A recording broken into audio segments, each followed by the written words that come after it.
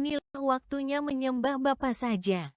Yohanes 4 ayat 23 saatnya menjelang dan sekarang adanya, sekaranglah saatnya masuk ke perjanjian baru maka sembahlah Bapa saja. Lukas 16 ayat 16a, perjanjian lama hanya sampai ke Yohanes Pembaptis, batasannya. Yohanes Pembaptis yang bersaksi tentang Yesus tetapi dia gagal memahami Yesus. Matius 11 ayat 11 Yohanes Pembaptis terbesar menjadi yang terkecil karena gagal paham tentang Yesus. Lukas 16 ayat 16b. Kerajaan dekat diberitakan Injil dan orang-orang yang dikuasai setan memaksa masuk dan merusak. Diumpamakan di Matius 13 ayat 19 benih yang ditabur di tepi jalan artinya firman ditabur di hati orang yang tidak memahaminya. Dan datang setan, orang-orang dikuasai setan, merampas firman, benih tersebut sehingga tidak tumbuh dan mati. Matius 11 ayat 4 seperti Yohanes Pembaptis gagal paham tentang Yesus. Demikian juga Matius 11 ayat 6 orang Kristen gagal paham tentang Yesus maka terikat ke perjanjian lama, tidak menyembah Bapa saja.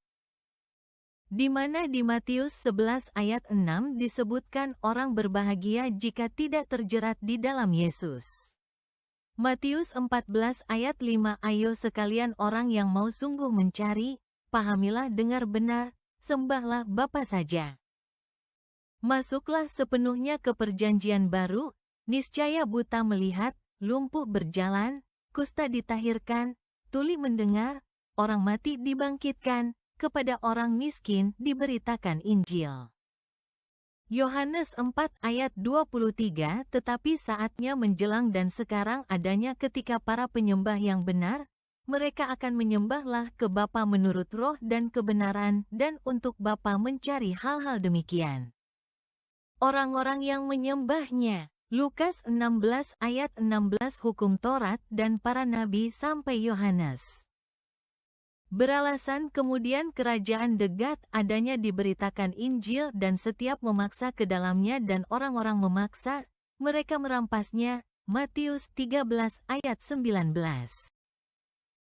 Matius 11 ayat 4 dan adanya beralasan diputuskan Yesus, telah berkata kepada mereka, telah diutus pergi adanya beralasan kalian beritakan ke Yohanes hal-hal yang mana kalian dengar dan kalian lihat. Matius 11 ayat 5 Orang-orang buta, mereka melihat, dan orang-orang lemah, mereka melangkah kemanapun, orang-orang kusta, mereka adanya ditahirkan, dan orang-orang bisu tuli, mereka mendengar. Dan orang-orang mati, mereka adanya dibangkitkan dan orang-orang miskin, mereka adanya diberitakan Injil. Matius 11 ayat 6 Dan berbahagia dia adanya yang memang hingga adanya tidak terjerat di dalamku. Baca juga topik, dampak-dampak anugerah.